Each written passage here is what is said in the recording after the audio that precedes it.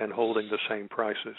There was one bag in PetSmart store, prescription food, a bag of, it looked to be 17.5 pounds for $65 a bag. $65 a bag? $65 a bag, yeah. Holy moly. Now, that was certainly the top of the line of prescription dry food, but it must have cost them at least $3 to make it, you know. So we're seeing availability go down and price starting to skyrocket, but they're not raising the price. They're dropping the content of the bag. Now, if you have a lot of animals, you're not going to be able to afford it, and these animals are going to die if you don't start right now planning for it. Now, the dry food will last a good number of months, but typically the expiration dates on the bag will give you a year, no more than a year and a half. But there is a trick that you can do to extend it out another couple of years in addition to the time on the bag, and that's to vacuum pack it. Get half-gallon mason jars.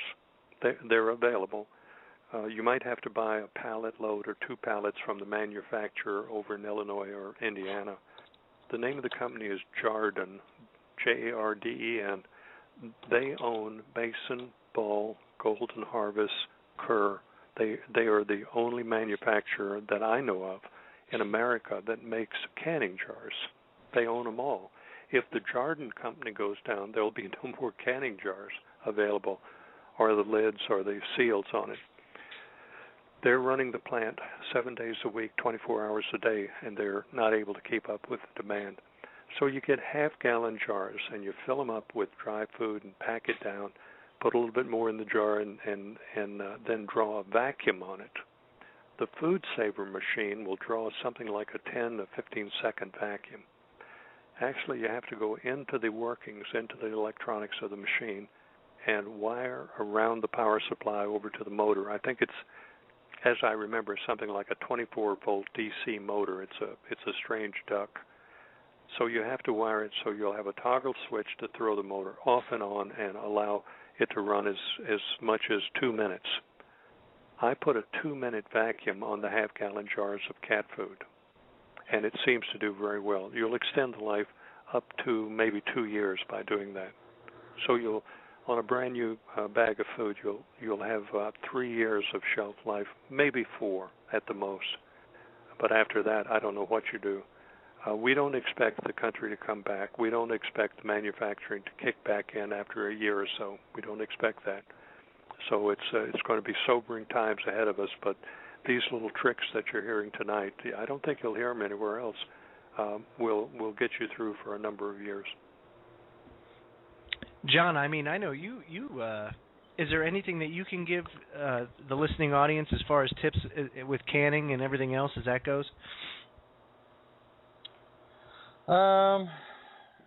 You mean as far as dog food or human food? Because when I run out of dog food, I plan on feeding my animals whatever I have available that's left over from the scraps. I mean, just basically everything. You can can just about anything imaginable. I've got turkey stock, chicken stock, broth, hearts, gizzards. And if you really want to get down to the nitty gritty, you can actually take if you trap your animals, or if you're a whitetail hunter or the alike, you can actually take those innards that you usually leave laying in the woods for the woodland animals to get, like the pancreas, the heart, the liver, the lungs. You can bring them home and chop them up, and it might not sound very appetizing, but it's going to feed your dog. After all, what is your dog but the cousin of the wolf? That's right. That's right, my friend. And there are ways to do this, folks. You could do it on the cheap. It's not necessarily that difficult to do. It's just you really got to think it through. But there are most certainly cheap alternatives to just about everything that we have, except for Imes cat food. I hope they get their plant back online. They've been off for months and months, and they're fibbing to their dealers also. The dealers are having a fit. They're losing millions and millions of dollars by having their plants offline. Yep. Science diet is one of the better ones, but it's so expensive, and they're cutting back. It's more valuable than gold almost to buy some of the better animal food. Yep, that's true. That's true. Now, see, I kind of I switched my cats over to Purina One just because I couldn't take it anymore. But let me go to the phones. I'm gonna go, and I'm gonna wait for John to finish screening her. But at the same time, I want to point out to people that if you have any questions about preparation, or if there's anything that you want to do or request some more information on things, you can either you can email Griff, griff703@hotmail.com, or you can email us at thefreedomlink@centurylink.net. If we don't know the answer, chances are we know where to point you in the right direction. And as you can already tell, Griff has many years of life experience that can aid you in and point you in the right direction. I believe you used soapstones to clean your floor at one point in time, didn't you, Griff? That was a long time ago, Joe. They didn't call it tennis elbow then; it was soapstone elbow. You being in the Navy all those years, you're familiar with cleaning decks, aren't you? Yes, sir. But we didn't have wooden decks back in those days. See, we had them steel decks. So let's see here. I'm going to let's go to the phones now. We have Aliana in Connecticut. You're live on the show. Okay. Hi. My name's Elena. Elena. Okay. Yes, I'm calling from Connecticut, and I wanted to share my find for animal food that I have been thinking. I've been worried about this for quite some time. Mm-hmm. As I said to the gentleman before I was talking with him, that animals do very well with raw meats. Cats love raw chicken. Their health just is phenomenal when they are given the things that they need to give them good health. They love vegetables. They love everything we eat. The problem is our diet and our food has been so overcooked and so overprocessed that it's going to cause health problems in them also. So we mm-hmm. have to be careful, how what we choose to give them. I've come across a product called the Honest Kitchen. And it is a dehydrated product, and a 3-pound box will make 12 pounds of animal food. You need water, though. All mm-hmm. right, and in it, it's all dehydrated. You add a little bit of warm water to it, and it just expands. Unbelievable. First time I gave it to my dogs, they just absolutely loved it. So you can buy different varieties, one with turkey, one chicken, and it has, a host of grains in it, all kinds of greens in it. You can see these little carrot chips and all these little things come to life when you add the water to it. And the great part about it is it lasts for a very, very long time because it's dehydrated. What's the typical shelf life on there? Do you have any idea, Elena? I bet you it's a long time because it's dehydrated. Mm-hmm. It's a box of dehydrated food. So, I've got a box in front of me, and I don't know where to look. Best Buy. Okay, Best Buy 7 of 11, and I just purchased this a little while ago. Now, I bought this from the store. I don't know how long they had it on the shelf. Mm-hmm. I mean, you can probably even go to them on their web and get something very, very fresh. And so how big is the box?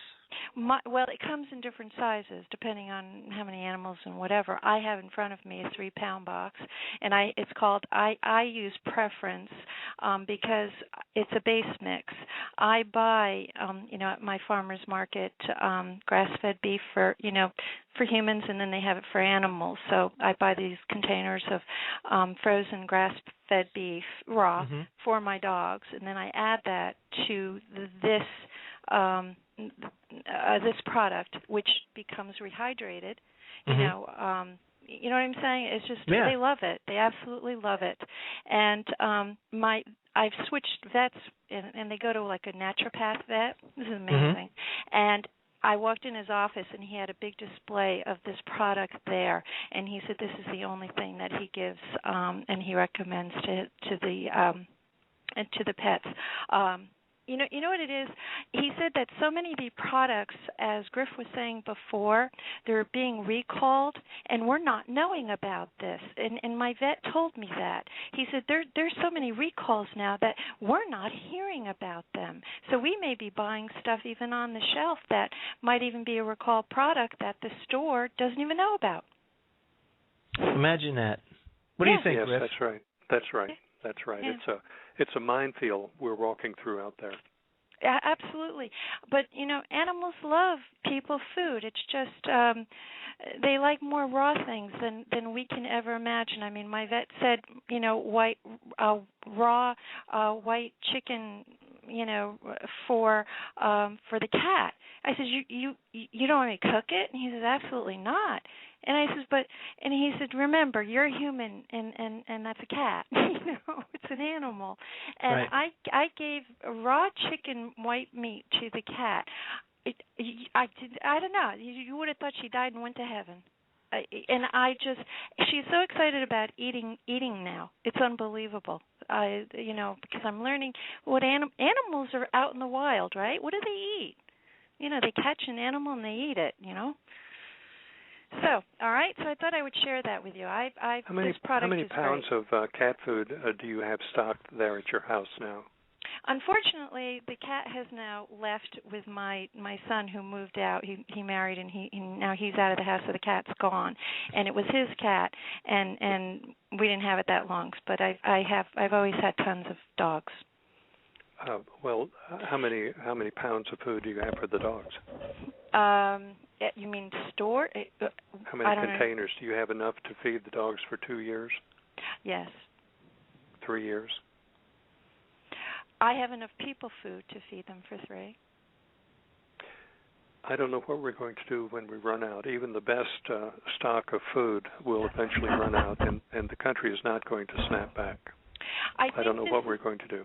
I think this is where, you're absolutely right. I think this is where storing the seeds and being able to, perhaps if we can grow during the war, if we can continue with the weather as we know it now. I mean, is that going to change too?